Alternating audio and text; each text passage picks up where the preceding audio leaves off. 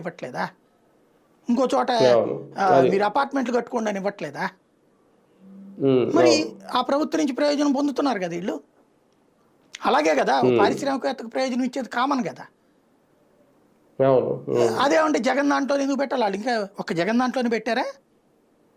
ఆయన పేరేంది? మా టీవీ చేసినటువంటి ఆయన నిమ్మగడ్డ నిమ్మగడ్డ ప్రసాద్. ప్రసాద్. ఆయన ఎన్ని చేశాడు వ్యాపారాలు? ఒక్క జగన్ అవును. దాంట్లోనేనా? మా టీవీ కూడా జగన్కి ఏం సంబంధం లేదుగా మరి, హ్మ్. వ్యాపారమే కదా అవును. ఆయన చేసింది. అంతేగా.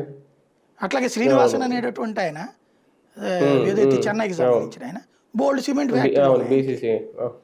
ఆయనకి అనేక కంపెనీలతో టైఅప్ ఉంది. ఆయన బేస్ చేసుకుని ఆయన జగన్కి భయపడిపోయాడు, జగన్కి పని చేసి పెట్టాడు కాబట్టి డబ్బులు ఏం అవసరం వాళ్ళకి, గవర్నమెంట్కి ఇసురుతారు వాళ్ళు డబ్బులు. అట్టంటి వాళ్ళందరినీ దొంగలుగా చేశారు. ఏదో వాళ్ళతో జగన్ మిమ్మల్ని బెదిరించి రాయించాడు, డబ్బులు పెట్టుబడి పెట్టించుకున్నాడని రాసి ఇమ్మన్నారు. వాళ్ళు ఎవరు ఒప్పుకోలేదు. ఒప్పుకోలేదు కాబట్టి వాళ్ళ మీదనే కేసులు పెట్టేశారు.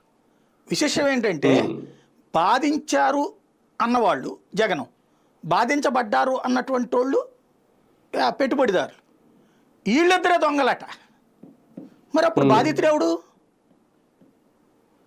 బాధితులుగా చెప్పబడ్డ వ్యాపారులే పెట్టుబడి పెట్టామరా మాకే బాధ లేదంటే, మీరు ఆ మాట అన్నారు కాబట్టి మిమ్మల్ని కూడా మేము నేరస్తులుగా చూపెడుతున్నామని చెప్పారు. ఎందుకంటే విచిత్రం ప్రపంచంలో ఏమన్నా ఉంటుందా? ఆ కేసు ఏళ్ల అదే తరబడి కదా. సాగడం, దాని మీద ప్రజలకు అర్థం కానియకుండా టీవీల్లో పేపర్లో డిబేట్లో తిట్టిపోయడం.